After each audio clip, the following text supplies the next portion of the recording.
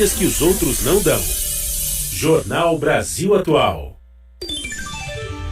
Agora são 7h17 e em áudio vazado, o ministro da Educação, Milton Ribeiro, diz que libera a verba da educação sobre orientação de pastores, chamados Gilmar Santos e Arilton Moura, a pedido do presidente Jair Bolsonaro. A oposição articula convocar o ministro a se explicar no Congresso e representações já foram feitas à Procuradoria-Geral da República, apontando crimes de tráfico de influência e improbidade administrativa.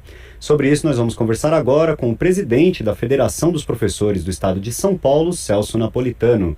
Bom dia, Celso, tudo bem? Bom dia, tudo bem? É um grande prazer estar aqui com você na Rádio Brasil, na TV, Rádio Brasil Atual, TVT, e com os nossos amigos participantes do programa. Celso, na gravação, o ministro falava sobre orçamento da pasta e liberação de dinheiro para obras, né? E ele diz que a prioridade é atender os municípios que mais precisam, mas também atender a todos que são amigos do pastor Gilmar. Há denúncias até de pedido de valores, até de ouro, para liberar a verba do MEC. E os pastores teriam repassado uma conta para depósito aos prefeitos em uma reunião no Ministério. Como que o senhor avalia essa conduta do ministro? O que precisa ser feito agora? Realmente é uma conduta lamentável. Aliás, nós não temos ministro da Educação. Este governo Bolsonaro não nomeou ainda um ministro efetivo da Educação. Todas as pessoas que ocuparam o ministério, elas não tinham a mínima condição de ocupá-lo. Então, não considero essa pessoa que esteja ocupando esse cargo como um ministro da Educação efetivo. Durante o período de pandemia, ele não fez absolutamente nada pela educação do país, não determinou diretrizes que pudessem ser seguidas de modo a minorar um pouco, mitigar os efeitos da pandemia sobre a juventude, deixou com que as situações fossem encaminhadas pelos conselhos estaduais de educação e de uma maneira nada eficiente. E agora culminou essa sua desatuação com as informações que foram vazadas. A imprensa chama esse grupo que, entre aspas, assessora o ministro, e eu digo que é um grupo de comparsas, né, de gabinete paralelo. Eu não considero que seja um gabinete paralelo, porque nem há gabinete. Eu considero que seja uma quadrilha paralela.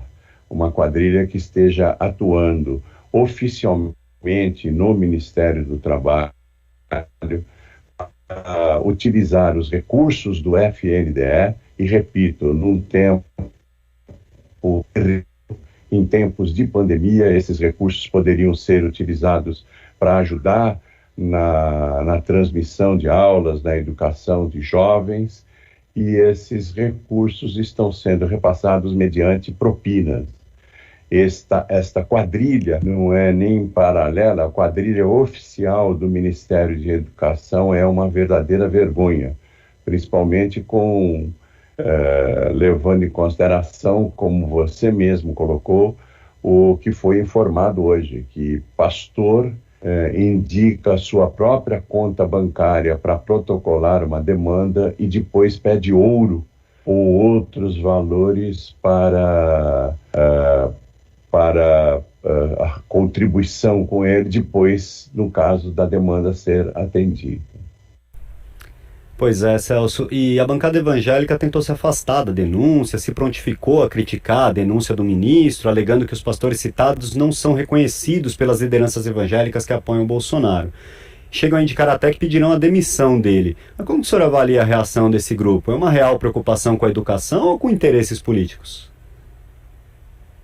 Absolutamente. Eu absolutamente tenho nada contra as pessoas que professam a fé evangélica. Também, de uma maneira geral, não tenho nada contra com que essas pessoas que têm representantes no Congresso Nacional se reúnam em uma determinada bancada para defender os seus próprios interesses, desde que esses interesses sejam legítimos. No Congresso Nacional, nós temos agrupamentos de pessoas, além dos agrupamentos partidários, que, na minha concepção, são efetivamente os agrupamentos que deveriam se organizar na democracia, porém, de qualquer maneira, há pessoas de mesmo interesse que se organizam em outros tipos de agrupamentos. Nesse caso, nós temos um grupo temático que se autodenomina bancada evangélica, porque as pessoas que compõem esse grupo e que foram eleitas professam a fé evangélica. Nada contra. O que nós temos que ser contra, efetivamente, num regime democrático, é que esses agrupamentos sejam utilizados para influenciar o governo em algumas questões que dizem respeito aos seus próprios interesses políticos ou até, como é o caso agora, de financeiros. Não tenho absolutamente nenhuma informação de que essa bancada evangélica procure obter vantagens financeiras com a sua atuação, muito diferente do que está acontecendo com esses dois pastores que foram citados, Gilmar e Arilton, se não me engano. De nenhuma maneira eles podem ser considerados como exemplo das pessoas que professam a fé evangélica, muito pelo contrário. São pessoas que eventualmente são pastores, que se dizem pastores, mas que eventualmente utilizam a fé evangélica para os seus próprios benefícios. As pessoas que professam a fé evangélica não têm, em maneira geral, essa característica. Mas também eu não posso considerar que a bancada evangélica tenha uma proposta de educação para esse país. Começando pelo fato de que a bancada evangélica não diferencia o Estado da religião. E o Estado é laico, todas as legislações, a própria LDB que regulamenta a política educacional nesse país, estabelece a laicidade da educação e do Estado. Porém, nesse caso da bancada evangélica, que, repito, tem toda a legitimidade para defender os seus interesses, pelo contrário, não tem nenhuma legitimidade para estabelecer um programa de educação para esse país. Esse programa de educação não pode ser de governo, o programa de educação tem que ser de Estado. E é isso que está sendo discutido, inclusive, nas conferências de educação e que vai acontecer agora na CONEP, na Conferência Nacional de Educação, que ocorrerá agora no meio do ano. Então, não reconheço a legitimidade dessa bancada para pleitear nenhum tipo de atuação no Ministério da Educação. E Celso, além dessa questão dentro do Ministério da Educação, essa história de gabinete paralelo, isso tem sido uma prática comum do governo Bolsonaro em várias áreas, né? A gente também viu isso no Ministério da Saúde, em meio à pandemia do coronavírus, enquanto ao mesmo tempo se esvaziam os conselhos de representantes da sociedade civil em várias áreas. Isso é normal? Que consequência que isso pode trazer para o desenvolvimento da educação e das políticas públicas no geral? Infelizmente, isso é normal neste desgoverno que nós temos. Eu digo para você, eu não estou considerando esses agrupamentos que se formam nos governos, essas verdadeiras quadrilhas, como paralelas, não. Eu estou considerando como oficial.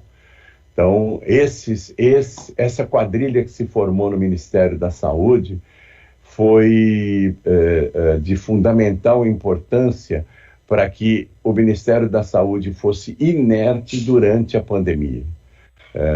É uma quadrilha que dá assessoria ao presidente da República e que faz com que o presidente da República adote medidas, por exemplo, no caso do Ministério da Saúde, que nada tem a ver com a saúde pública. E é o que está acontecendo agora no Ministério da Educação. Isso faz com que surjam pessoas que compõem esses agrupamentos, essas quadrilhas oficiais que estão atuando no Ministério, exatamente para obter vantagens pessoais em função das verbas de Estado que são destinadas, que deveriam ser destinadas para as políticas públicas. Como você disse, na verdade, as representações da sociedade civil, das organizações, elas não estão atuando nesses ministérios, portanto, está ocasionando, principalmente nesses dois casos, na educação e na saúde, um prejuízo enorme à política educacional e à política de saúde desse país. Nós assistimos pesarosamente e sofremos muito com a despolítica desse desgoverno na questão da saúde durante o dia. E num outro ministério que é muito sensível a essa questão, que é o Ministério da Educação. Não houve uma diretriz sequer do Ministério da Educação em função de tentar resolver a situação dos estudantes, dos jovens, que não tiveram muito acesso, principalmente os mais vulneráveis, e que tiveram pouco acesso à educação nesses 2 anos de pandemia.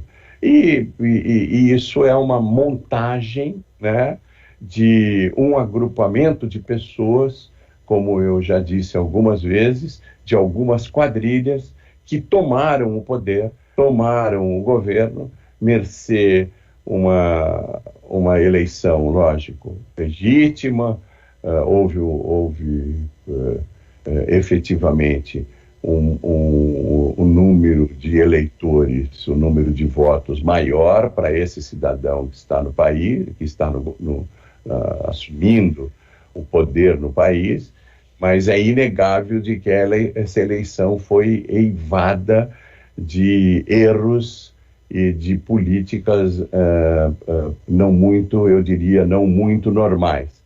Mas, apesar de ele ser eleito, foi eleito de maneira legítima, com mais votos do que o segundo candidato, que era o ministro Haddad. Apesar dessa eleição, repito, ser considerada legítima, esse grupo se aproveitou para tomar todos os mecanismos e os setores governamentais e destruir tudo que foi feito nos governos anteriores de Lula e Dilma para destruir toda a política pública que foi feita, que foi levada a efeito nos governos anteriores de Lula e Dilma, principalmente dando voz às organizações sociais e às representações organizadas da sociedade civil.